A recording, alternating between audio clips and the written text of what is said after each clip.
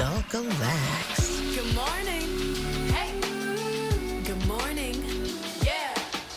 New Dulcolax Liquid Gel reactivates your natural gut rhythm overnight for relief that feels amazing. New Dulcolax Liquid Gel.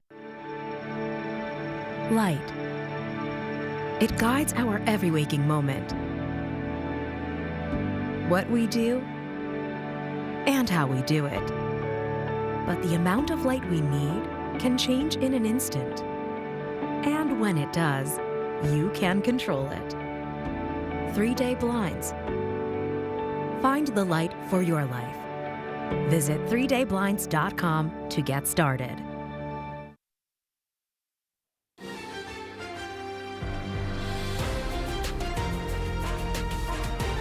This is KCAL News, Los Angeles.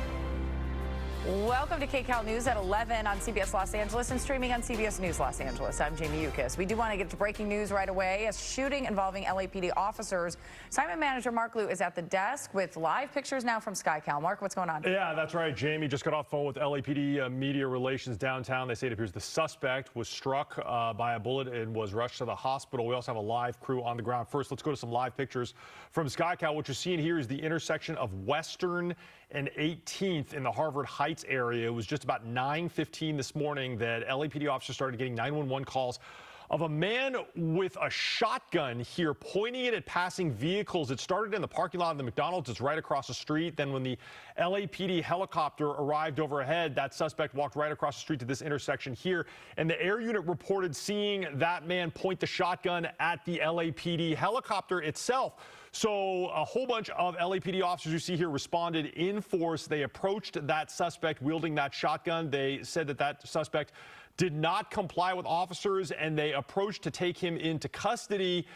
And then I heard on the scanner, code 4 suspect is in custody, but we're going to need 6 additional LAPD units here for a crime scene and a rescue ambulance for an adult man suffering from a gunshot wound. Apparently, that was the suspect. Now we have a live crew on the ground as well. Let me go to some live pictures. The command post has been set up here. This is from our breaking news crew at the scene, looking at the detectives and supervisors who have now arrived. No officers were injured here, and it's unclear yet from LAPD. They haven't told us how that suspect sustained a gunshot wound, whether it was from that suspect's own shotgun or if LAPD officers opened fire.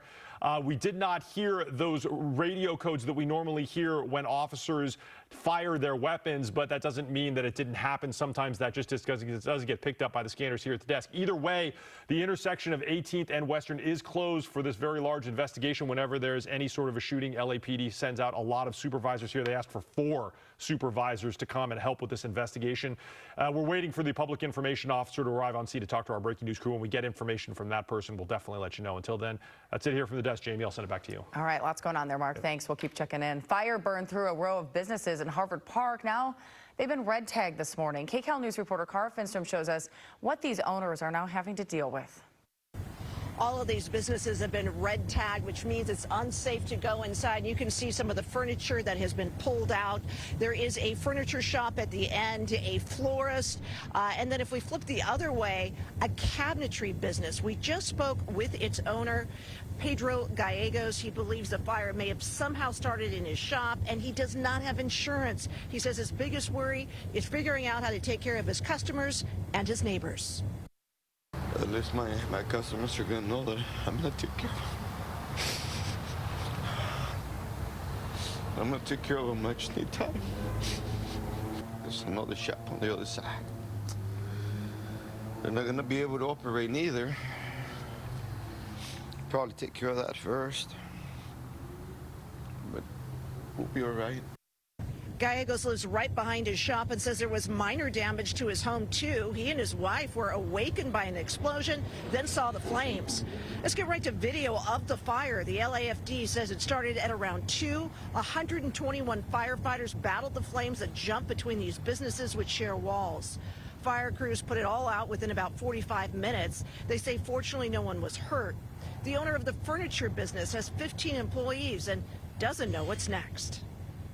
I have several pieces inside to be delivered this morning, so at this point I don't know what to do. Yeah, I'm sad, I have several people working for us that they don't have nothing this morning. Gallego says there's a lot of sawdust and wood in his shop. He does not know exactly where or how that fire started, but again, saying if he's responsible, he wants to make things right. But we want to stress fire investigators still don't know how or where that blaze started as well.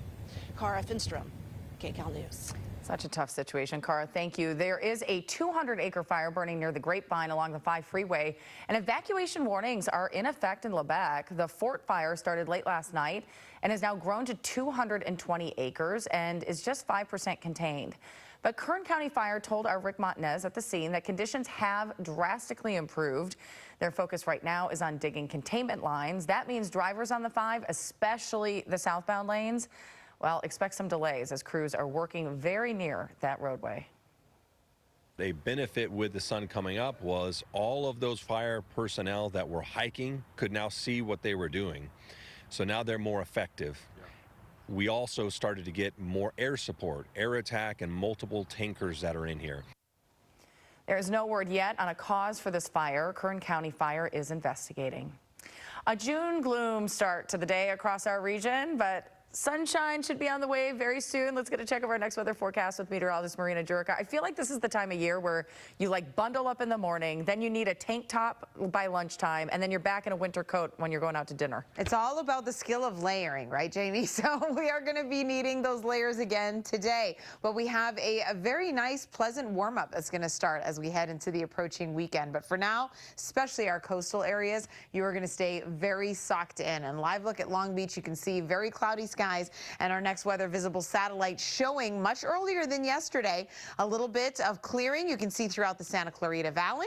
We've even got a lot of clearing in the Inland Empire, which is about 60 minutes earlier than yesterday. But of course, still socked in our coast and coastal valleys, but we will see the sunshine across the area as we move into the afternoon. Our temperatures right now are in the 60s, so they're slowly starting to warm up into the 70s. And as we move into the day today, very similar highs to yesterday, which is just about at or just below average. But I'm tracking that warm up that's coming in this weekend.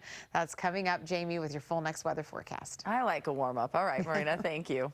President Trump says the U.S. and China have agreed to send negotiating teams to work on a trade deal after he spoke on the phone with Chinese President Xi Jinping. President Trump revealing on social media that their conversation focused on trade and solely trade with a laser focus on rare earth products.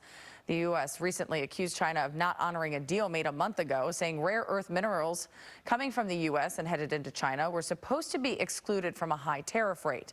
President Trump says the countries will hold a fresh round of meetings in the near future. The agreement was we're going to have Scott and Howard and Jameson will